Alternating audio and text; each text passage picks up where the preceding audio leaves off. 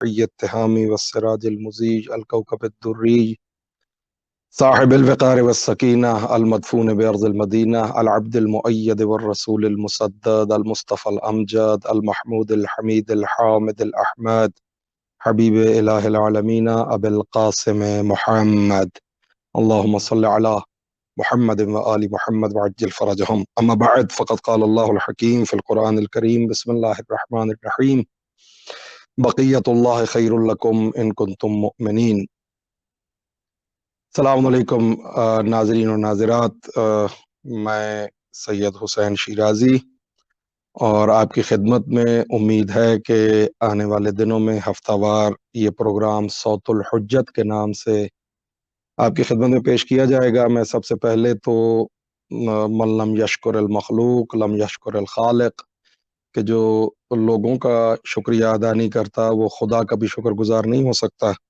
تو میں المہدی T V کی انتظامیہ اور بالخصوص قبلہ ڈاکٹر صاحب کا شکر گزار ہوں کہ انہوں نے مجھے کہا اور اس خدمت کا موقع دیا۔ اس پروگرام کی ترتیب اس طرح سے ہم نے رکھی ہے کہ امام زمانہ عجل اللہ تعالی فرجہ الشریف کے ہی حوالے سے یہ پروگرام ہفتہ وار منعقد کیا جائے گا، اور کوشش کی جائے گی کہ امام زمان کے حوالے سے خصوصاً جو ہمارے مومنین و مومنات ہیں اور بالخصوص جو ینگ جنریشن ہے، جو نوجوان بچے اور بچیاں ہیں، ان کو معرفت امام زمان میں ہم اپنا حصہ ڈال سکیں، چونکہ اس وقت سب سے بڑی ضرورت اور سب سے بڑی جو ایک ہماری ذمہ داری ہے وہ یہی ہے کہ ہم اپنے وقت کے امام کی معرفت کما حق ہو تو نہیں، لیکن جس قدر ممکن ہو ہم وہ معرفت حاصل کر سکیں۔ اور چونکہ ٹی وی کا نام بھی امام زمان کے نام پہ ہے، تو ڈاکٹر صاحب قبلہ کی حکم پر اور فرمائش پر ہم نے یہ انشاءاللہ اگر خدا نے توفیق دی تو ہفتہ وار منگل کا دن بھی اسی لیے منتخب کیا گیا کہ اس کو ایک نسبت ہے امام زمانہ عجل اللہ تعالی فرجہ الشریف سے، اور اسی حوالے سے ہم اپنی گزارشات ہفتہ وار آپ کی خدمت میں پیش کرتے رہیں گے۔ ممکن ہے بعد کے پروگراموں میں ہم آپ کی لائیو کالز بھی لیں اور معرفت امام زمانہ کے حوالے سے جو ہم کہہ رہے ہیں وہ آپ سنیں گے، اور جو آپ کہیں گے وہ ہمارے لیے علم اور نالج کا باعث بنے گا انشاءاللہ۔ خدا ہماری اس کاوش کو اپنی بارگاہ میں قبول و منظور فرمائے، اور اس میں کسی قسم کا تصنع یا بناوٹ یا کوئی اور چیز خدا نہ لائے، اور ہماری نیات اسی طرح امام زمان کے حوالے سے نیک رہیں۔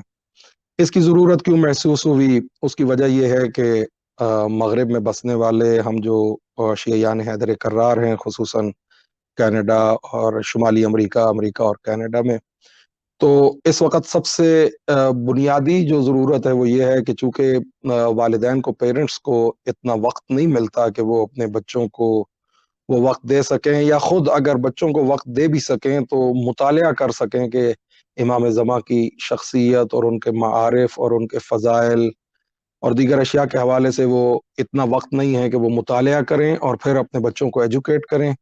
تو یہ ایک بہت اچھا فورم انشاءاللہ بن جائے گا کہ جس پر ہم اپنے وقت کے امام سے باتیں کیا کریں گے، اور اسی حوالے سے اس پروگرام کا نام بھی صوت الحجہ رکھا ہے۔ چونکہ پہلا پروگرام ہے، ابتدائی پروگرام ہے، تو کوشش کریں گے کہ جو اس کی بنیاد ہے اور جو اس کی وجوہات ہیں اس پروگرام کے رکھنے کی، اور جو ہماری ذمہ داری ہے اس حوالے سے ہم کما حق آپ کی خدمت میں اپنی گزارشات پیش کر سکیں۔ طول تاریخ میں آپ دیکھیں تو انسان ہمیشہ سرگردان ہے، اور انسان جو بھی عقل سلیم رکھتا ہے، جو بھی آزاد منش انسان ہے، جو بھی ایک سوچ رکھتا ہے، جس کی سوچ غلامانہ نہیں ہے، آزادانہ حریت پسندانہ سوچ ہے، وہ ہمیشہ طول تاریخ میں پہلے جناب آدم علیہ الصلوۃ والسلام سے لے کے قیامت تک ہر ذی عقل، ذی شعور اور فہم رکھنے والا انسان اس کوشش میں ہوتا ہے کہ وہ اپنی زندگی کو اس طرح سے ادارہ کرے کہ اس کی زندگی میں کوئی فلا باقی نہ رہے، اس کی زندگی میں کوئی تشنگی باقی نہ رہے، اس کی زندگی جو اس کے اپنے نظریات ہیں اور جو اس کی ایک آئیڈیالوجی ہے اس کے مطابق گزرے۔ اور وہ کسی بھی مذہب سے تعلق رکھتا ہو، کسی بھی قوم سے تعلق رکھتا ہو، اس کے جلد کا کوئی بھی رنگ ہو، وہ کسی بھی بیک گراؤنڈ سے تعلق رکھتا ہو، وہ چاہتا یہ ہے کہ جو اس کے معاشرے کو، یعنی خود انسان جب اپنے گھر کو معاشرے کی اکائی تصور کرتا ہے تو وہ ایک اپنے گھر والوں کے لیے رول ماڈل ہوتا ہے. اسی لیے ہمارے پاس بے شمار احادیث ہیں اور بزرگوں کے اقوال ہیں اور ائمہ معصومین کے احکامات ہیں کہ اپنے بچوں کے لیے خود کو اس طرح پیش کریں کہ وہ بچہ نیکی کی طرف مائل ہو، چونکہ اس کے رول ماڈل آپ ہیں. یعنی جب ماں یا باپ گھرانے کے رول ماڈل ہوتے ہیں تو ان کو اس طرح خود کو ریپرزینٹ کرنا ہے جیسا وہ اپنے بچے کو بنانا چاہتے ہیں. اگر آپ بچے کو نیک بنانا چاہتے ہیں تو آپ کو خود نیک بننا پڑے گا. اگر خدا نخواستہ ہم میں کوئی کمی ہے تو وہ پہلی فرصت میں بچہ اس کو اڈاپٹ کرے گا اپنی ماں سے یا اپنے باپ سے. تو یہ معاشرے کی اکائی ہے. اس کے بعد جب ہم اس کو ذرا براڈر پکچر میں دیکھتے ہیں تو پھر ہمارا معاشرہ تشکیل پاتا ہے. معاشرے کے نظم و نسق کے لیے ایک حکومت، جس کو ہم کہتے ہیں گورنمنٹ کہہ لیں، یا ایک ایسی باڈی کہ جو اس معاشرے کے نظام و انصرام کا ذمہ لے کے یہ معاشرہ اس طرح سے چلے گا. اب اس کے مختلف صورتیں ہو سکتی ہیں. اس کی صورت کہیں ہمیں بادشاہت کی صورت میں نظر آتی ہے، کہیں شورا کی صورت میں نظر آتی ہے، کہیں جمہوریت سو کالڈ. بہرحال اس پہ بھی اگر موقع ملا تو تفصیل سے عرض کریں گے کہ جمہوریت کی بنیاد کیا ہے اور یہ کہاں تک اسلامی ہے اور کہاں تک یہ غیر اسلامی ہے. انشاءاللہ یہ موضوعات ہم ان کو کور کریں گے اگر خداوند قدوس نے توفیق دی. لیکن جو بنیادی بات ہے وہ یہ ہے کہ انسان بھلے خود اچھا نہ بھی ہو، اپنی ذات میں اس کے کئی کمیاں ہوں، کوتاہیاں ہوں، لیکن پھر بھی وہ اپنے معاشرے میں حکمران ایسا دیکھنا چاہتا ہے کہ جو اس سے زیادہ سمجھ بوجھ بھی رکھتا ہو، جو اس سے زیادہ عقل مند بھی ہو، جو اس سے زیادہ پڑھا لکھا بھی ہو، اور جس کے آرگنائزیشنل سکلز ایسے ہوں کہ وہ پورے معاشرے کی بھلائی کے لیے کام کرے. یعنی ہمارا یہ امید ہوتی ہے، کم از کم امید ہی کہہ لیں. مثلا when you go for voting, آپ ووٹ کرتے ہیں کسی کو یا کوئی حکمران لاتے ہیں تو کم از کم امید یہ ہوتی ہے کہ یہ ہمارے معاشرے کو اچھا کرے گا. کوئی شخص ایسا حکمران نہیں چاہتا کہ جو اس کے معاشرے کو اور برا کر دے. کہ پہلے اگر ایک مصیبت تھی تو ایسا حکمران انسان نہیں چاہے گا کہ جو 4 مصیبتیں اور لے آئے. یعنی انسان اچھا معاشرہ چاہتا ہے. اچھا معاشرہ کس طرح؟ کہ جو اس معاشرے کے مدار المہام ہیں یا جن کے پاس قوت و اقتدار ہے، وہ بھلے ووٹنگ کے ذریعے ملی ہو یا انہوں نے خود کھینچ لی ہو یا خود قبضہ کر گئے ہوں تخت پہ، لیکن بہرحال انسان کی امید یہ ہوتی ہے کہ وہ جہاں پہ رہتا ہے اور جس معاشرے میں رہتا ہے وہاں کا حکمران اس کے لیے بہت اچھے کام کرے اور اس معاشرے کو بہتری کی طرف لے جائے، اس ملک کو، اس خطے کو، اس قوم کو، اس مجموعے کو جس کو ہم معاشرہ کہتے ہیں، اس کو وہ ترقی کی طرف لے کے جائے. علمی ترقی، اخلاقی ترقی، معاشی ترقی، یعنی ہر قسم کی بہتری لے کے آئے. اب بہتری لانے کے لیے یعنی جو حکمران ہو وہ ہم سے اچھا ہو. اب یہاں پہ حکمرانی کے لیے جو شرائط ہیں ان میں ہم اسلامی نقطۂ نگاہ سے اس میں 2 چیزیں ہیں. ایک چیز تو یہ ہے کہ وہ شخص کیا حکمران بننے کے لائق ہے، کیا وہ اس معاشرے کی باغ ڈور سنبھالنے کے لائق ہے کہ وہ اس معاشرے کو ادارہ کرے. ایسا انسان ہو کہ وہ اس لائق ہو کہ وہ اس معاشرے کی رہنمائی کرے. یعنی حکومت یعنی راہبری. حکومت اسلام میں حکومت یعنی ہدایت، اسلام میں حکومت یعنی راہبری، اسلام میں حکومت یعنی وہ معاشرے کو ایسا معاشرہ بنا دے کہ جو ہر ایک انسان کے لیے فائدہ مند ہو.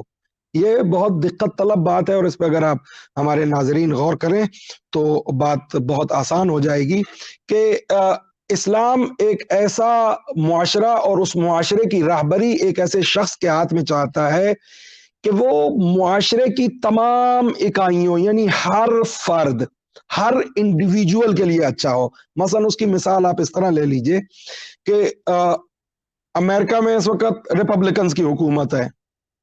اب یہ جو ریپبلکن کی حکومت ہے یہ کیا ایسے کام کرے گی کہ جو ریپبلکنز کے لیے بھی اچھے ہیں اور ڈیموکریٹس کے لیے بھی؟ نہیں، ہم دیکھتے ہیں کہ یہ ایک رسہ کشی اور ایک کشمکش اور ایک اپوزیشن جاری ہے کہ یہ جو کام کر رہا ہے یہ میرے لیے اچھا نہیں ہے، وہ کہتا ہے میرے لیے اچھا نہیں ہے، وہ کہتا ہے میرے لیے اچھا نہیں ہے۔ کچھ لوگ یعنی کچھ لوگوں کی بہتری ہے اور کچھ لوگوں کی بہتری نہیں ہے۔ اسلام ایسی طرز حکمرانی نہیں چاہتا۔ اسلام ایسے شخص کو حکمران بنانا چاہتا ہے کہ جس کا ہر کام ہر شخص کے لیے اچھا ہو۔ اب یہاں پہ اگر آپ غور فرمائیں تو اس وقت دنیا میں آپ کسی بھی شخص کو مثلا ڈزنٹ میٹر کہ وہ شیعہ ہے، سنی ہے، عیسائی ہے، یہودی ہے، ایون اگر وہ غیر مذہبی ہے، وہ مذہب پہ اعتقاد ہی نہیں رکھتا، نان بلیور ہے، وہ ایتھیسٹ ہے، وہ کمیونسٹ ہے، what ever you can call it, تو اگر آپ اس کو یہ سینیریو دیں، میں یہ ایک بنیادی بات آپ کی خدمت میں عرض کروں کہ اگر آپ اس کو ایک ہپوتھیٹیکل ایک فرض اس کو کہیں کہ ایک چیز فرض کر لو، اگر تم خدا پہ یقین نہیں بھی رکھتے تو ایک لمحے کو فرض کرو کہ ایک ایسی ذات ہے کہ جس نے تمام چیزوں کو خلق کیا ہے، زمین اس نے خلق کیا ہے، آسمان اس نے خلق کیا ہے، یہ موسموں کے تغیر و تبدل اس نے خلق کیے ہیں، یہ ہوا، یہ فضا، یہ سورج، چاند، ستارے اس نے خلق کیے ہیں، اور اس نے انسانوں کو بھی خلق کیا ہے۔ یعنی ایک اگر آپ میں اس طرح بتا رہا ہوں کہ اسلام کس طرح دین فطرت کس طرح ہے کہ اگر آپ کسی بھی شخص کو اس کو کہیں کہ اگر تم خدا پہ بھی یقین نہیں رکھتے، جو بلیورز ہیں وہ عیسائی ہوں، یہودی ہوں، مسلمان ہوں، ان کی بات تو الگ ہے، میں نان بلیورز کی حتیٰ جو خدا کو بھی نہیں مانتا اس کو کہیے کہ فرض کرتے ہیں کہ ایک ذات ہے کہ جس نے اس ساری کائنات کو خلق کیا ہے، اگر ایک ایسی ذات تم مان جاؤ، اس کے بعد اگر وہی ذات جس نے اس کائنات کو خلق کیا ہے وہ اگر ایک شخص کو متعین کرتی ہے، ایک شخصیت کو، کہ وہ اس دنیا پر حکمرانی کرے، تو کیا وہ جو شخصیت اس خالق کی بھیجی ہوئی ہے وہ جو کام کرے گی وہ کسی کے فائدے میں ہوگا اور کسی کے نقصان میں ہوگا، یا سب کے فائدے میں ہوگا یا سب کے نقصان میں ہوگا؟ اس کے سوا اس کا جواب کوئی نہیں ہے کہ اگر ایک ایسی ذات ہو کہ جو خالق ہو ہر چیز کی اور وہ کسی کو منسوب کرے یعنی نامینیٹ کرے، منتخب کرے کہ یہ شخصیت اس معاشرے کی حکمرانی کرے، تو اس کا جو بھی کام ہوگا وہ ہر انڈیویجول کے فائدے میں ہوگا۔ یعنی اس طرح نہیں ہوگا کہ ایک شخص کو فائدہ ہو رہا ہے اور دوسرے کو نقصان ہو رہا ہے۔ جو خالق کا بنایا ہوا، اگر ایک فرضی سوال ہی کرتے ہیں، سب شیعہ نہیں ہے، میں آپ کو فطری بات بتانے لگا ہوں کہ اگر ایک ایسا شخص ہو کہ جس کو ایسی شخصیت ہو کہ جس کو خدا نے، وہ ذات کہ جس نے اس پوری کائنات کو خلق کیا ہے، وہ اس کو حکمران بنا کے بھیجتی ہے، تو اس کے جو کام ہوں گے وہ کسی کے فائدے میں ہوں گے اور کسی کے نقصان میں نہیں، چونکہ وہ خالق ہے، وہ ہر کسی کی بہتری جانتا بھی ہے اور چاہتا بھی ہے۔ کبھی کبھی اس طرح بھی ہوتا ہے کہ ہم چونکہ علم کامل نہیں رکھتے، مکمل علم نہیں رکھتے، میں سمجھ رہا ہوں گا کہ آپ کے فائدے کے لیے کام کر رہا ہوں، لیکن حقیقت میں وہ آپ کے نقصان میں کام جا رہا ہوگا۔ اس کی وجہ یہ ہے کہ آپ کا جو حقیقی فائدہ اور حقیقی نقصان ہے وہ میں نہیں جانتا۔ مثلا ایک شخص کو ڈائبیٹک ہے، وہ آپ کو وہ کہتے ہیں کہ مجھے میٹھا کھانے کو دل کر رہا ہے، آپ اس کو میٹھا لا کے دے دیتے ہیں، آپ تو سمجھ رہے ہیں کہ آپ نے اس شخص کا فائدہ کیا ہے، لیکن چونکہ آپ کو کامل علم نہیں ہے تو آپ در حقیقت اس شخص کا نقصان کر رہے ہیں کہ میٹھا اس کے لیے فائدہ مند نہیں ہے اور آپ اس کو وہ چیز دے رہے ہیں کہ جو اس کے لیے نقصان دہ ہو سکتی ہے۔ یعنی جب ایک ایسی شخصیت بطور حکمران ہو کہ جو ہر چیز کا علم رکھتی ہو، ایسی شخصیت ہو، تو وہ جب کوئی کام کرے گا تو وہ ایک ایک انڈیویجول کے فائدے میں ہوگا۔ یعنی ذرا اس تصور حکمرانی کو ذرا اپنے ذہن میں جگہ دیجئے اور لطف لیجئے کہ کیسی حکمرانی ہوگی وہ، کہ جس میں حکمران جو کام کرے وہ کام ہر انڈیویجول کے فائدے میں ہے، حتیٰ اگر وہ عیسائی ہے، یہودی ہے، ایتھیسٹ ہے، کمیونسٹ ہے، اس کے فائدے میں کام ہو۔ یعنی ایسی حکمرانی کا تصور کائنات میں کہیں اور ہے؟ یہاں تک تو بات طے ہے کہ اگر خدا ہے اور خدا نے کسی کو حق حکمرانی دیا ہے تو اس کی حکمرانی ایسی ہوگی کہ اس حکمران کا ہر کام جمی بنی نو انسان کے ایک ایک فرد کے لیے وہ فائدہ مند ہوگا۔ یعنی یہ کتنا خوبصورت ایک، اگر اس کو آپ تصور سمجھتے ہیں تو اگر ایک تصور ہی سمجھیے تو کتنا خوبصورت اور کتنا اطمینان بخش تصور ہے کہ ایک ایسا حکمران ہو کہ جس کا ہر کام پوری کائنات میں، اس قلمرو میں، اس حکومت میں بسنے والے ہر ایک شخص کے لیے فائدہ مند ہو. یہاں تک ایک بات. اس کے بعد جو بلیورز ہیں ان سے تو بڑا سادہ سا سوال ہے کہ تم خدا پہ یقین رکھتے ہو. اب اگر خدا ایک کو اپنی طرف سے نمائندہ بنا کر بھیجے تو وہ انسانیت کے لیے اچھا ہے، یا ہم خود چن لیں تو وہ انسانیت کے لیے اچھا ہے؟ آبویسلی جو بھی خدا پہ یقین رکھتا ہے، جو بھی خدا پہ ایمان رکھتا ہے، وہ یہ بات کہے گا کہ واقعاً جو خدا کا بنایا ہوا ہے وہ ہمارے حق میں اچھا ہے. وہ عیسائی ہو، یہودی ہو یا مسلمان ہو، سنی شیعہ کی قید نہیں ہے. خدا پہ یقین رکھتا ہو تو اس کے لیے تو یہ بہت آسان چیز ہے ماننا کہ خدا کا بھیجا ہوا انسان کے حق میں بہتر ہے، انسان کا اپنا بنایا ہوا انسان کے حق میں بہتر نہیں ہے. ایک غیر نان بلیور جو ہیں ان سے اگر پوچھئے، یہ اب یہاں پہ ہمارا کام شروع ہوتا ہے کہ وہ جو نان بلیور ہے اس کو بتائیں کہ خدا ہے. جب اس کو خدا پہ ہم یقین اور ایمان وہ لے آئے گا تو اس کے بعد دوسرا مرحلہ ہے کہ اس کو بتایا جائے کہ خدا کے بھیجے ہوئے کون ہیں. جو بلیورز ہیں، جو کسی بھی دین کے ساتھ تعلق رکھتے ہیں، ان کو فقط یہ بتانا مقصود ہے کہ خدا پہ تو یقین رکھتے ہیں، ان کو یہ بتانا مقصود ہے کہ خدا نے کس کو اپنا نمائندہ بنا کے بھیجا. اور یہ سنت الہیہ ہے. وہ آپ عیسائیوں میں چلے جائیں، یہودیوں میں چلے جائیں، کسی سے بھی پوچھیں تو وہ اسی بات پہ یقین رکھتے ہیں جو ہم مسلمان یقین رکھتے ہیں کہ انی جاعل فی الارض خلیفہ، کہ خدا، یہ کوئی نئی بات ہم نہیں کر رہے کہ خدا کسی کو اپنا نمائندہ بنا کے اس کائنات میں بھیج رہا ہے. یعنی یہ سنت الہی ہے. جناب آدم کو بھیجا اور جناب آدم پہ ہر ایک کا یقین ہے. وہ عیسائی ہوں، وہ یہودی ہوں، وہ جتنے بلیورز ہیں، سب اس بات پہ یقین رکھتے ہیں کہ جناب آدم کو خدا نے اپنا خلافت الہیہ دے کر اس کائنات میں بھیجا. ان کو بات سمجھانی آسان ہے کہ اگر خدا اس وقت اپنا خلیفہ نمائندہ اس کائنات میں بھیج سکتا ہے کہ جو اس کائنات کو ادارہ کرے تو سنت خدا ہے. اس کو سمجھانا آسان ہے کہ خدا نے ابھی بھی اپنا نمائندہ بھیجا ہوا ہے جو کہ اس دنیا کو حکمرانی کرنے کے واسطے خدا کا نمائندہ ہے. ایک. اس کے بعد آگے مسلمانوں میں ہم جو مومنین ہیں، الحمدللہ خداوند قدوس کا احسان ہے کہ خدا نے ہمیں شیعہ گھروں میں پیدا کیا، یا ہمیں توفیق عطا کی کہ ہم راہ اہل بیت کو اور مکتب اہل بیت کو پہچان سکے اور اس مکتب سے وابستہ ہو گئے. ہمارے لیے تو بات واضح ہے. لیکن جو غیر شیعہ افراد ہیں ان کا خدا پہ بھی ایمان ہے، ان کو سنت الہیہ بھی معلوم ہے کہ خدا اپنا خلیفہ بھیجتا ہے اس کائنات پہ. ان کو فقط تعارف کروانے کی ضرورت ہے کہ ہاں ایک ہے کہ جس کو خدا نے اپنا نمائندہ بنا کے بھیجا ہوا ہے. کیا مانا؟ کہ یہاں ہماری ذمہ داری ہے. کیا ذمہ داری ہے؟ کہ جو خدا کو نہیں مانتے ان کو منوائیں کہ خدا ہے، اور جو امام زمانہ عجل اللہ تعالی فرجہ الشریف پہ یقین نہیں رکھتے ان کو بتائیں کہ خدا کا ایک نمائندہ اس وقت بھی اس کائنات میں موجود ہے. یہاں تک بات آ گئی. اب بنیادی جو تصور ہے، جو فلسفہ ہے، اب اس پہ کچھ لمحے تاکہ یہ تمہیدی گفتگو ہو اور اگلے ہفتے سے ہم اپنے دیگر موضوعات کو اسی نہج پر، اسی راستے پہ بڑھا سکیں. وہ یہ ہے کہ حکمرانی کا تصور دو طرح کا ہے. اسلامی اگر نقطہ نظر سے، شریعت کے نقطہ نظر سے، دین کے نقطہ نظر سے اگر دیکھا جائے، اس کے دو جنبے ہیں، دو پہلو ہیں، دو ڈائمنشنز ہیں. حکمرانی کی، کسی کے حکمران ہونے کی دو ڈائمنشنز ہیں. ایک اس کی اتھینٹسٹی ہے کہ کیا وہ اس قابل بھی ہے کہ وہ حکمران بن سکے. اس کو ہم دینی اور فقہی زبان میں کیا کہیں گے؟ مشروعیت شریعت سے، کہ کیا شریعت نے اس چیز کا اجازت دی ہے یا اس چیز کا حکم دیا ہے.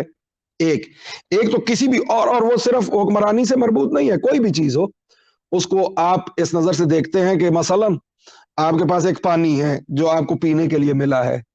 کیا اس کی مشروعیت بھی ہے؟ آپ پی بھی سکتے ہیں، مثلاً اگر آپ نے روزہ رکھا ہوا ہے تو مشروعیت نہیں ہے، نہیں پی سکتے۔ مثلاً اگر پانی غصبی ہے نہیں پی سکتے، حرام ہے۔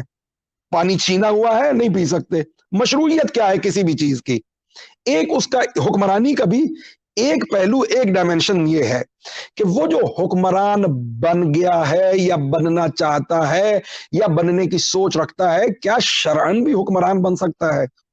یہ ایک بہت بڑا سوال ہے کہ کیا شریعت میں اس کو یہ اجازت ہے کہ وہ حکمران بنے؟ ہر شخص حکمران نہیں بن سکتا، مشروعیت ہے یا نہیں ہے، نمبر ایک۔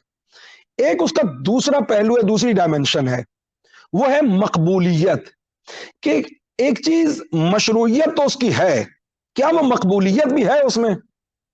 مقبولیت یعنی پاپولیرٹی، کیا وہ عامت الناس میں مقبول بھی ہے؟ یعنی لوگ اس کو قبول بھی کرتے ہیں یا لوگ اس کو قبول نہیں کرتے؟ یہ دو ڈائمنشن سے آپ کو دیکھنے کی ضرورت ہے۔ ایک مشروعیت کہ کیا شرعن یہ درست ہے کہ یہ شخص حکمران بنے یا یہ حکمرانی کے قابل ہے، نمبر ایک۔ اور نمبر دو کہ کیا وہ مقبول بھی ہے؟ یہ مسئلہ ہے کہ جہاں پہ ہم الجھ کے رہ جاتے ہیں اور ہم بات کو سمجھ نہیں پاتے۔ ممکن ہے کہ ایک چیز اس کی مشروعیت تو ہو، شرعن تو وہ ٹھیک ہو، لیکن عوام میں مقبول نہ ہو۔ میں اس طرح آسان سی مثال دے دوں، مثلا نماز پڑھنا مشروعیت واجب ہے، شرعن نماز پڑھنا واجب ہے، عوام میں کیا مقبول ہے؟ لوگ اس کو قبول بھی کرتے ہیں کیا؟ مثلا ہم دیکھتے ہیں کہ اکثریت بے نمازیوں کی ہے، وہ نماز نہیں پڑھتے۔ یعنی ایک عمل ہے کہ مشروعیت تو اس کی ہے، واجب ہے وہ، لیکن مقبول نہیں ہے عوام میں۔ اس کے الٹ بھی ہو سکتا ہے، ایک یعنی کام، ایک ایسا کام کہ جو شرعن جائز نہیں ہے، حرام ہے، لیکن عوام میں بڑا مقبول ہے۔ مثلا گانا سننا، گانا موسیقی عوام میں بہت قبولیت ہے، اس کی مقبول ہے، لیکن شرعن حرام ہے۔ یعنی دونوں جنبوں سے، کبھی مشروعیت ہوتی ہے مقبولیت نہیں ہوتی، کبھی مقبولیت ہوتی ہے مشروعیت نہیں ہوتی۔ تو جو مسلم معاشرے پہ حکمرانی کا حق ہے، جو حکمرانی ہے خود راہبری، قیادت، اس کے بھی یہ دو پہلو ہیں، دو جنبے ہیں، دو ڈائمنشنز ہیں کہ کیا وہ شخصیت کے جو حکمران بننا چاہتی ہے یا حکمران ہے، کیا وہ شرعن بھی مشروعیت بھی رکھتی ہے؟ یہ ایک دیکھنے کی چیز ہے ایک طرف۔ اچھا، ایک ایسی شخصیت ہے کہ مشروعیت تو اس کے پاس موجود ہے، شرعن اسی کو حق حکمرانی حاصل ہے، لیکن کیا وہ مقبولیت بھی رکھتی ہے، لوگوں میں مقبول بھی ہے؟ ان دونوں چیزوں میں اگر کوئی چیز نہیں ہوگی تو اس حکمرانی میں گڑبڑ ہے، وہ حکمرانی میں اشکال ہے۔ مثلا ایک شخصیت ہے کہ جو حکمران بنی ہوئی ہے لیکن مشروعیت نہیں ہے، بھلے بنا رہے حکمران، ناجائز حکمران ہے۔ آپ آج کل کے جو حکمران ہیں ان کو دیکھ لیجئے، یا بہت ساری مثالیں ہیں، میں اس کی تفصیل میں نہیں جانا چاہتا، کہ حکمران تو بن گیا لیکن مشروعیت نہیں ہے، ناجائز حکمران ہے، ناجائز حکمران ہے۔ مثلا میں یوں مثال آپ کی خدمت میں عرض کروں کہ سقیفہ میں جو حکمران بنے، ان کے پاس حکمران تو بن گیا، وہ حکومت بھی اس کے پاس آ گئی، لیکن مشروعیت نہیں ہے اس کے پاس، وہ شریعت کی نظر میں ناجائز حکمران ہے، یعنی کہ وہ ناجائز حکمران ہے چونکہ اس کے پاس مشروعیت نہیں ہے، شرعن اس کو حق حکمرانی حاصل نہیں ہے۔ ایک یہ پہلو ہو گیا۔ اب اس سقیفہ کے دور میں وہ کون تھا جس کے پاس مشروعیت تھی؟ کوئی شک نہیں ہے، علی حیدر کرار علیہ الصلوۃ والسلام امیر المومنین ہونے کے لائق تھے، مشروعیت امیر کائنات کے پاس تھی۔ حتیٰ معصوم کی موجودگی میں جو بھی حکومت کرتا ہے، مشروعیت معصوم کے پاس ہے، یعنی امام علی کے پاس مشروعیت ہے، تو پھر وہ بڑھ کے حکومت چھین کیوں نہیں لیتے؟ جب حق حکومت امیر کائنات کے پاس ہے، جب حکومت کا حق امام حسن مجتبیٰ کے پاس ہے، جب حکومت کا حق مظلوم کربلا کے پاس ہے، جب حکومت کا حق اس معاشرے کی راہبری اور قیادت کا حق شرعن امام زین العابدین کے پاس ہے، امام محمد باقر، امام جعفر صادق علیہ الصلوۃ والسلام، امام موسی کاظم علیہ الصلوۃ والسلام، اور یہ سلسلہ ہے امامت کا۔ اور ہم نے ابھی ایام شہادت امام محمد تقی الجواد علیہ الصلوۃ والسلام ابھی تک ہم منا رہے ہیں، سوگ میں ہیں، اور خدا آپ کی عزاداری کو اپنی بارگاہ میں قبول و منظور فرمائے اور ہمیں پیروان امام محمد تقی الجواد علیہ الصلوۃ والسلام میں سے شمار کرے۔ حق حکمرانی مامون یا معتصم کے پاس نہیں ہے، حکمرانی کا حق شرعن مشروعیت امام جواد کے پاس ہے علیہ الصلوۃ والسلام۔ تو آخر ائمہ بڑھ کے حکومت چھین کیوں نہیں لیتے؟ سوال پیدا ہوتا ہے کہ جب آپ کہہ رہے ہیں کہ مشروعیت ائمہ کے پاس ہے اور جو ان کے مقابلے پہ حکمران بن رہے ہیں ان کے دور میں وہ ناجائز حکمران ہیں، اور پھر اس میں بہت ساری اور چیزیں بھی آپ شامل کر لیں، مثلا قیام جناب مختار ہے، قیام جناب زید ہے، دیگر جو قیام کیے توابین نے اور ان لوگوں نے، اور سلسلہ چل رہا ہے، سلسلہ رکا نہیں ہے۔ آج بھی لوگ ہیں کہ جو ناجائز حکمرانوں کے خلاف تحریکیں چلا رہے ہیں۔ مثلا سعودی عرب میں جو مومنین ہیں وہ مسلسل اس کوشش میں ہیں کہ یہ ملعون جو رجیم ہے آل سعود کی، اس کو ہٹا دیں، اور حتیٰ امام صادق علیہ الصلوۃ والسلام کا فرمان بھی ہے، اور عجیب فرمان ہے۔ ان سب چیزوں کو ہم نے اکٹھا کر کے نتیجہ عرض کرنا ہے آپ کی خدمت میں۔ مولا کا فرمان ہے کہ بے غیرت آدمی وہ ہے کہ جو ناجائز حکمران کی حکمرانی کو قبول کر لے۔ یہ سب ناجائز حکمران ہیں اس وقت دنیا میں جتنے ہیں، تو ان کی حکمرانی کو قبول کرنا یعنی ان کے حق حکمرانی کو مان لینا، یہ معصوم کی نظر میں بے غیرتی ہے۔ تو غیرت مند کیا کون ہے؟ ہم تو ان کی حکومتوں میں بس رہے ہیں۔ غیرت مند وہ ہے جو آواز اٹھاتا رہے، جو کوشش کرتا رہے صالح قیادت کے لیے، جو اچھی اور نیک قیادت کے لیے کوشش کرتا رہے، جو ان کو اپنا حقیقی حکمران مان کے بیٹھ جائے، معصوم کی نظر میں وہ غیرت مند نہیں ہے۔ اور اس میں خود ہماری ایک طرح سے فضیلت ہے۔ وہ فضیلت کیا ہے کہ ان گردنوں پر جو ہم مومن خود کو کہلاتے ہیں، انشاءاللہ حقیقی معنوں میں خدا ہمیں اہل ایمان سے شمار کرے اور حقیقی معنوں میں ہم مومن بن جائیں، یعنی ہماری گردنوں پہ حق حکمرانی ان لوگوں کو نہیں ہے، یہ جو فاسق فاجر خدا کو نہیں مانتے، احکام اسلامی کا مذاق اڑاتے ہیں، احکام اسلامی حتیٰ جو مسلمان ملکوں میں، یعنی آل سعود کو حق حاصل نہیں ہے کہ ہماری گردنوں پہ، مومنین کی گردنوں پہ اپنی حکومت کریں۔ تو لہذا صالح قیادت کے لیے کام کرتے رہنا یہ غیرت مند ہونے کی دلیل ہے۔ تو سوال پھر وہیں آ جاتا ہے کہ اگر ائمہ کو مشروعیت حاصل تھی قیادت و راہبری کی تو حکومت کے لیے اقدام کیوں نہیں فرمایا؟ حتیٰ ہمارے پاس دلیلیں موجود ہیں کہ جب سقیفہ میں علی علیہ السلام کا حق غصب کیا گیا تو ابو سفیان جو معاویہ ملعون کا باپ ہے، خدا لعنت کرے باپ بیٹے پہ، یہ آیا ہے امیر کائنات کے پاس اور کہا کہ حق آپ کا تھا، حق آپ کا غصب کر لیا گیا، آپ مجھے اجازت دیں تو میں مدینے کی گلیاں سواروں سے بھر دوں۔ کیا مانا؟ کہ سقیفہ سے آپ کا حق چھین کے واپس آپ تک لایا جائے۔ امیر کائنات نہیں مانتے۔ اس کے دیگر وجوہات کی علاوہ کہ پہلی وجہ تو خود امیر کائنات نے بتا دی کہ تو کب سے اسلام کا اور میرے حق کا خیر خواہ تو کب سے ہوا ہے؟ تو ابو سفیان ہے، تو منافق ہے۔ یعنی کبھی کبھی فراست امیر المومنین کی طرف نگاہ کرنی چاہیے۔ ایسے مواقع بھی آ جاتے ہیں کہ ایک آدمی دین کو نقصان پہنچانے کے لیے ہمارا حامی بن کے ہماری صفوں میں آ سکتا ہے۔ یعنی یہ بہت آنکھیں کھلی رکھنے کی، اور خصوصاً یہ پرآشوب دور ہے، عین ممکن ہے کہ کوئی شخص تشیع کا لبادہ پہن کے شیعت کو نقصان پہنچانے آ جائے۔ یعنی علی علیہ السلام کے حق غصب ہونے پر احتجاج کرتے ہوئے وہ آئے، جبکہ وہ تشیع کو اور علی علیہ السلام کو نقصان پہنچانا چاہتا ہو۔ یہ فراست امیر المومنین ہے اور اس کی طرف ہمیں نظر کرنی چاہیے خود اپنی صفوں میں، اور ہمیں یہ بالکل چوکنا رہنا چاہیے کہ کون ہے جو مومنین کی صفوں میں انتشار پھیلانا چاہتا ہے۔ اب اگر وہ ماتم کر کے انتشار پھیلا رہا ہے تو بھی آپ کا دشمن ہے، اگر وہ مجلس پڑھ کے انتشار پھیلا رہا ہے تو بھی وہ آپ کا دشمن ہے، اگر وہ کلپ بنا کے تشیع کی صفوں میں درانے ڈال رہا ہے تو بھی وہ آپ کا دشمن ہے۔ یعنی جو بھی تشیع کی صفوں میں انتشار ڈالے گا سمجھ لیجئے کہ وہ ابو سفیان والا کام کر رہا ہے، نام تشیع کا لے رہا ہے اور تشیع کو نقصان پہنچانے کی کوشش کر رہا ہے۔ بہرحال اب وہ شخص آتا ہے امیر کائنات کے پاس کہ ہم سواروں سے گلیوں کو بھر دیں گے، آپ کا حق آپ کو واپس ملے۔ علی علیہ السلام قبول نہیں فرماتے۔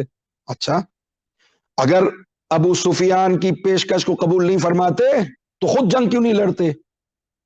خود تخت ثقیفہ سے چھین کیوں نہیں لیتے؟ نعوذ باللہ، کیا امیر کائنات طاقت نہ رکھتے تھے؟ نعوذ باللہ من ذالک۔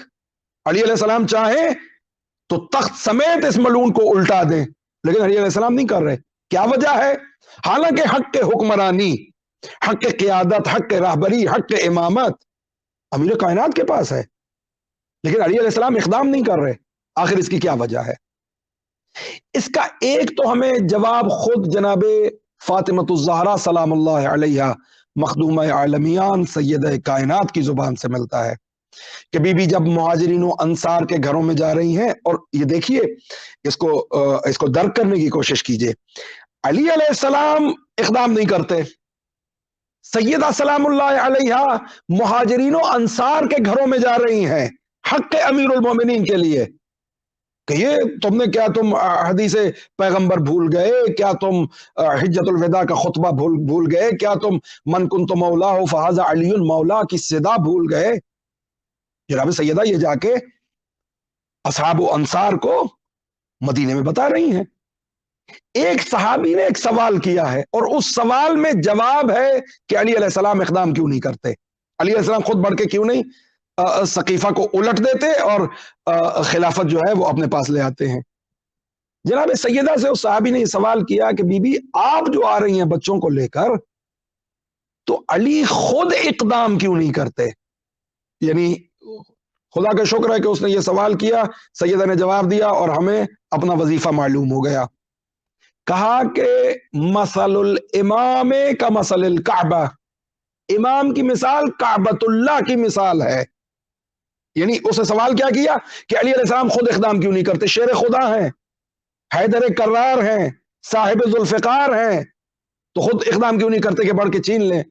کہا کہ امام کی مثال کعبۃ اللہ کی مثال ہے۔ لوگ کعبے کے پاس جاتے ہیں، کعبۃ اللہ چل کے لوگوں کے پاس نہیں جاتا۔ کیا معنی؟ کہ سیدہ جو تحریک ولایت چلا رہی ہیں، سیدہ جو حق امیر المؤمنین کے لیے دروازے کھٹکھٹا رہی ہیں، وہ زوجہ ہونے کی حیثیت سے نہیں جا رہی۔ اللہ اکبر، اس کو درک کریں تو ہمیں خود اپنا وظیفہ معلوم ہو جائے گا کہ ہمارا وظیفہ کیا ہے آج کے دور میں، کہ سیدہ زوجہ امیر کائنات ہونے کے حوالے سے نہیں جا رہی، سیدہ علی کو اپنا امام مان کر جو مأموم کا یعنی جو پیرو کا وظیفہ ہے وہ انجام دے رہی ہیں۔ وہ وظیفہ کیا ہے؟ مقبولیت امام کے لیے کام کرنا، یعنی امام کی مقبولیت کے لیے کام کریں۔ یہ وظیفہ سیدہ ہمیں بتا کے گئی ہیں کہ امام، اور شاید اسی سے آپ کو یہ بھی بات معلوم ہو جائے کہ اگر ہم مقبولیت کے لیے کام کریں تو امام زمان عجل اللہ تعالی فرج الشریف کا ظہور نزدیک آ سکتا ہے، مولا کا ظہور جلدی ہو سکتا ہے۔ یعنی جناب سیدہ لوگوں کے گھروں میں جا رہی ہیں، مشروعیت علی علیہ السلام کے پاس موجود ہے، مقبولیت اگر موجود ہوتی تو ثقیفہ کیسے حکمران بنتا؟ مقبول نہیں ہے لوگوں میں، لوگوں کو قبول نہیں ہے علی کی امامت، کیسے بدبخت لوگ ہیں۔ کیوں؟ اس لیے کہ انہیں خود اپنا فائدہ نہیں معلوم ہے، کہ ان کا فائدہ اس میں ہے کہ علی ان کے راہبر و پیشوا ہوں، ان کا فائدہ یہ ہے کہ زمام حکومت علی علیہ السلام کے ہاتھ میں ہو۔ علی کیوں نہیں اقدام کرتے؟ چونکہ حکومت ظاہری علی علیہ السلام کے فضائل میں اضافے کا سبب نہیں ہے۔ امیر کائنات کو کوئی فائدہ نہیں ہے کہ وہ تخت حکومت پہ آ جائے، یہ لوگوں کا فائدہ ہے کہ علی تخت خلافت پہ ہوں، علی منبر پہ ہوں، یہ سامعین کا فائدہ ہے، علی مسجد میں ہوں، یہ نمازیوں کا فائدہ ہے، علی راہبری اور قیادت میں ہوں، یہ عوام کا فائدہ ہے۔ اس کی مثال یوں لے لیں سمجھنے کے لیے،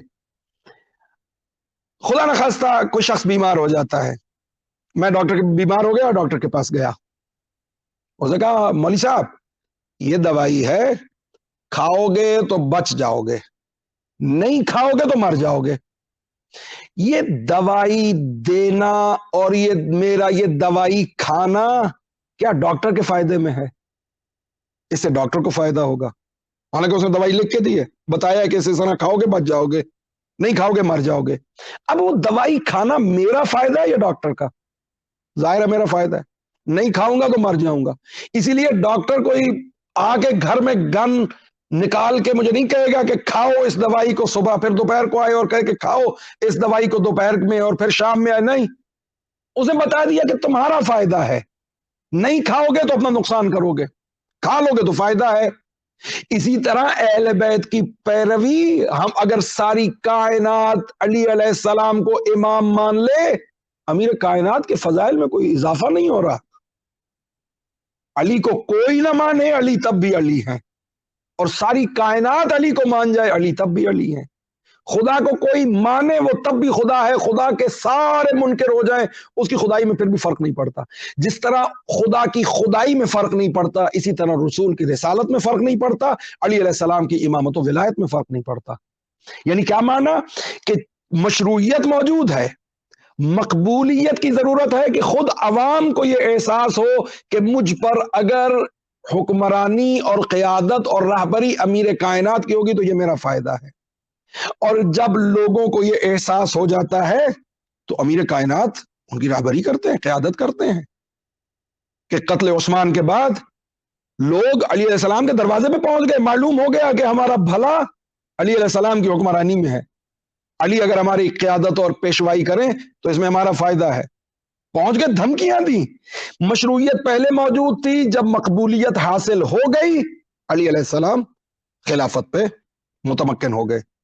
امام حسن مجتبی علیہ السلام کی مثال کو لیجئے، خلافت پہ متمکن ہے، معاویہ آتا ہے، جنگ ہوتی ہے، جنگ ہونے لگی تو وہ جو لوگوں کو احساس ہونا چاہیے کہ ہم پہ حق کے حکمرانی مجتبی علیہ السلام کا ہے، ہمارے لیے بہتر یہ ہے کہ امام حسن مجتبی ہمارے قیادت و راہبری فرمائیں۔ تو جب لوگوں کے ذہن سے یہ احساس ختم ہوا، حسن علیہ السلام اپنے لیے وہ تخت نہیں چاہتے، اپنے لیے وہ حکومت نہیں چاہتے، تو لوگوں کا بھلا ہے۔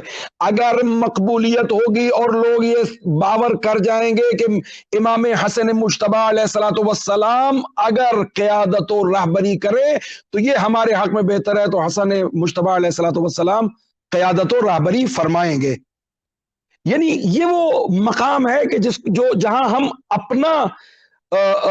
اپنا گریبان دیکھ سکتے ہیں کہ ہمارے اوپر کیا واجبات ہیں اور ہمارا کیا کام ہے، ہمارا کیا وظیفہ ہے۔ یعنی امام حسن مجتبی علیہ السلام کے فضائل میں کوئی اضافہ نہیں ہو جاتا اگر وہ معاویہ کو قتل بھی کر دے۔ کیا حسن مجتبی معاویہ کو مار نہیں سکتے تھے؟ بالکل مار سکتے تھے، حیدر کرار کا بیٹا ہے، غیر فرار کا بیٹا ہے، جنگ پہ آ جائے تو معاویہ کیا شام زادے ختم ہو جائیں، شام ہی ختم ہو جاتا، لیکن نہیں، جنگ نہیں کریں گے تخت کے لیے، اس لیے کہ تخت میں امام حسن مجتبی کے لیے کوئی فضیلت نہیں ہے، یہ تخت کے لیے فضیلت ہے کہ حسن مجتبی اس پہ قدم اپنا رکھے۔ امام حسن مجتبی علیہ السلام کے لیے یہ کوئی کمال کی بات نہیں ہے کہ پوری ملت اسلامیہ ان کی امامت پہ قائل ہو جائے، نہیں، یہ امت اسلامیہ کے لیے اور انسانوں کے لیے فخر کا باعث ہوگا اگر وہ امام مجتبی کو اپنا امام اور راہبر و پیشوا مان لیں۔ اس کے بعد آپ اسی طرح دیکھتے ہیں کہ مظلوم کربلا خود اقدام نہیں کرتے، لیکن جب ہزاروں خطوط آتے ہیں کہ ہم آمادہ ہیں آپ کی راہبری اور قیادت میں کام کرنے کے لیے، مظلوم کربلا مدینہ چھوڑتے ہیں، کیونکہ ہادی پہ لازم ہے کہ اگر اس کو ہدایت کے لیے بلایا جائے تو وہ اقدام کرے۔ رسول اکرم کو مدینہ بلایا گیا، جائیں گے، امام حسین کو کوفہ بلایا گیا، جائیں گے، کیونکہ معصوم کا اپنا فرض منصبی یہ ہے کہ مشروعیت اس کے پاس موجود ہے، جب لوگوں میں مقبولیت حاصل ہو جائے تو وہ تخت ظاہری پہ اپنا قدم رنجہ فرمائیں۔ امام رضا علیہ السلام یعنی اہل سنت مورخین نے لکھا کہ ہم نے حکومت کو اس قدر بے توقیر نہیں دیکھا۔ کس قدر بے توقیر؟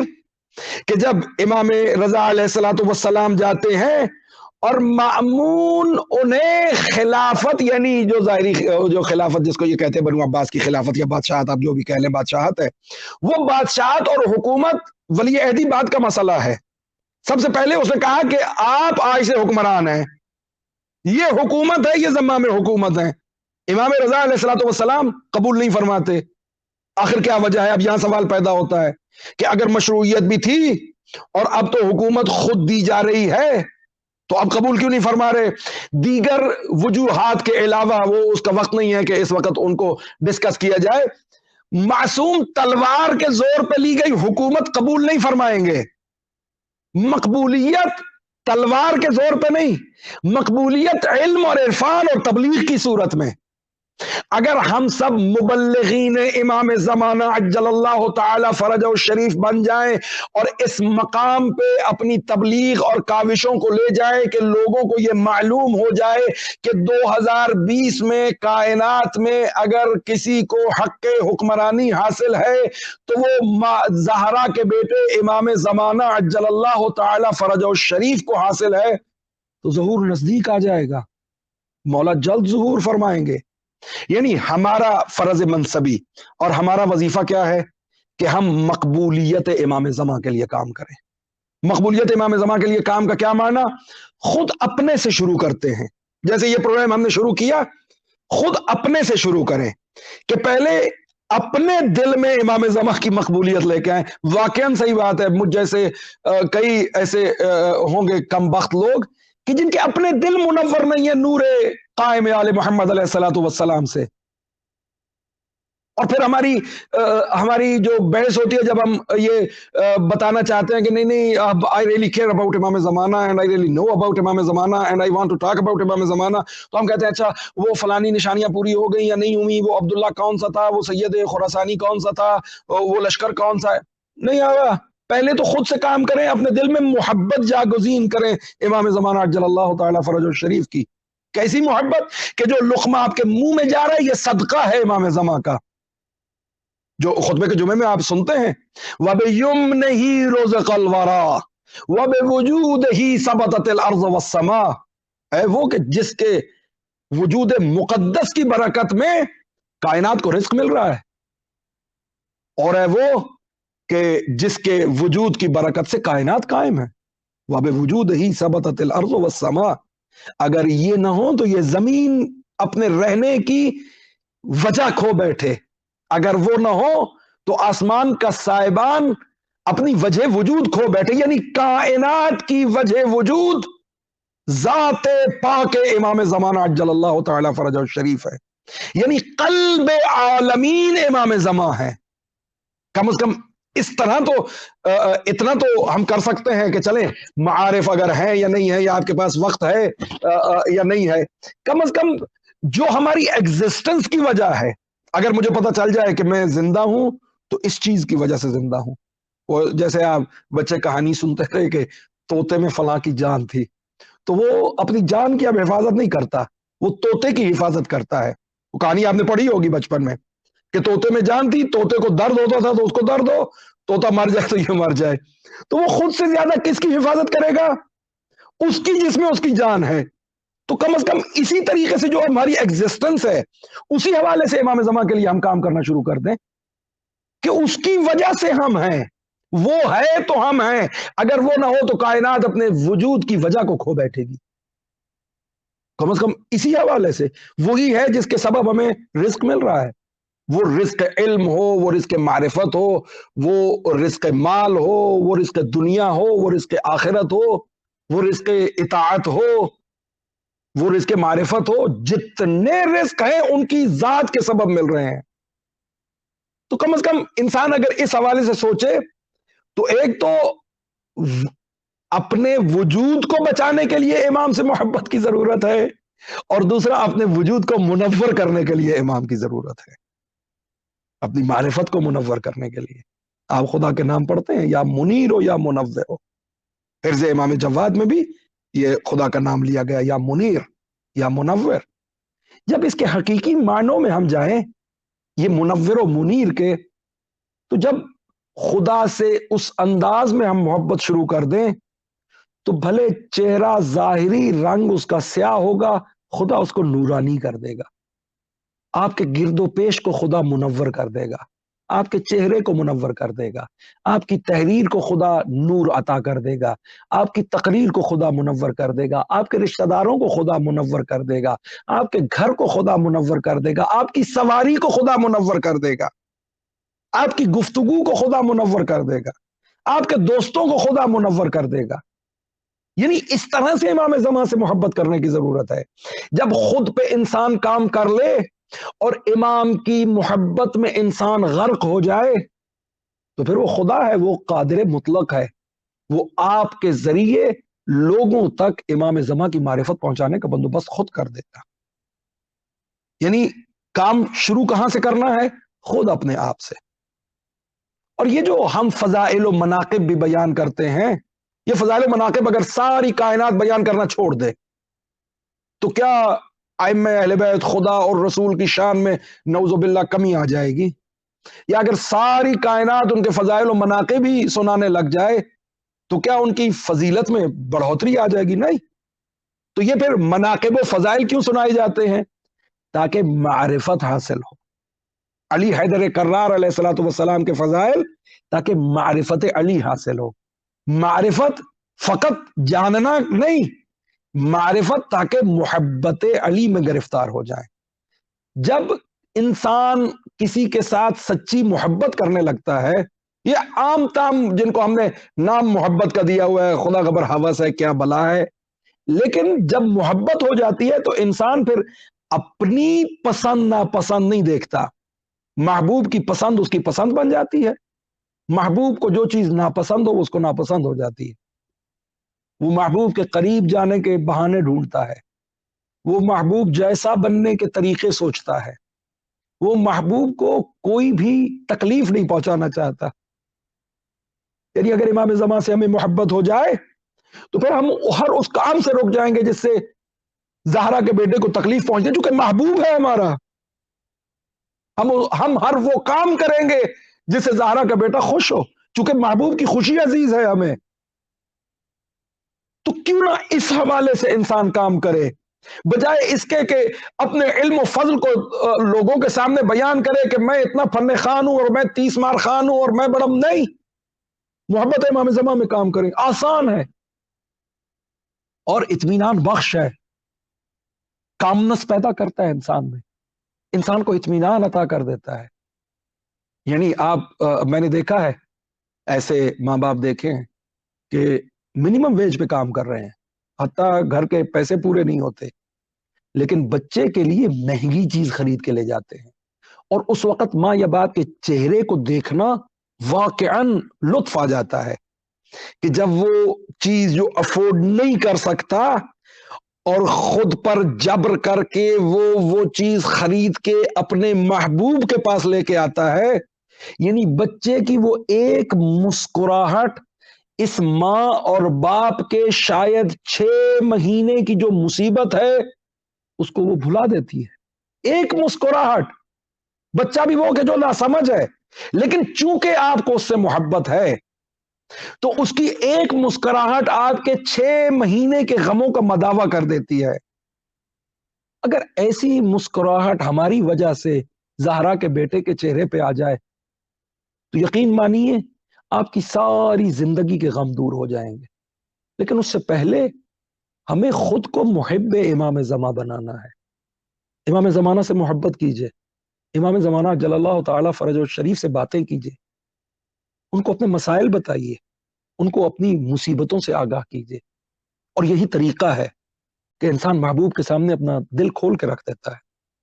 معرفت امام زمان، معرفت امام زمان، خود سے کام شروع کیجئے اور پھر مقبولیت امام زمان کے لیے کام کیجئے۔ آپ چاہتے ہیں اور لوگ چاہتے ہوتے ہیں اور کہتے ہیں کہ اس جیسا شاید کوئی محبوب ہو، نہیں، جو آپ کا محبوب ہے کائنات میں اس جیسا کوئی اور محبوب نہیں ہے، اس پوری انسانیت میں اور اس کائنات میں اس جیسا کوئی نہیں ہے۔ آپ کو خدا نے ایسا محبوب عطا کیا ہے، اور پھر محبوب فرمائشیں کرتے ہیں، یہ محبوب وہ ہے جو آپ کی فرمائشیں پوری کرتا ہے۔ ساری زندگیاں ہماری گزر گئی، I'm now about 40 years old، ساری زندگی ان سے مانگتے رہے، ساری زندگی ان سے مدد مانگتے رہے۔ کبھی یہ بھی خیال آیا کہ حل من ناصر ینصرنا کا جواب بھی دینا ہے۔ آج حل من ناصر ینصرنا کا جواب مومنین میں اتحاد اور امام زمانہ سے محبت ہے۔ امام زمانہ کی مقبولیت کے لیے کام کیجئے۔ خداوند قدوس ہمارے تمام اعمال و افعال کو موجب رضایت امام زمانہ قرار دے۔ بسم اللہ الرحمن الرحیم۔ اللہم عجل لولیک الفرج والعافیت والناصر بحق فاطمة وأبیہا وبعلها وبنیہا والسر المستودع فیہا برحمتک یا ارحم الراحمین۔ انشاءاللہ اگلے منگل کو، ٹیوزڈے کو انشاءاللہ آپ کی خدمت میں دوبارہ حاضر ہوں گے۔ والسلام علیکم ورحمۃ اللہ وبرکاتہ۔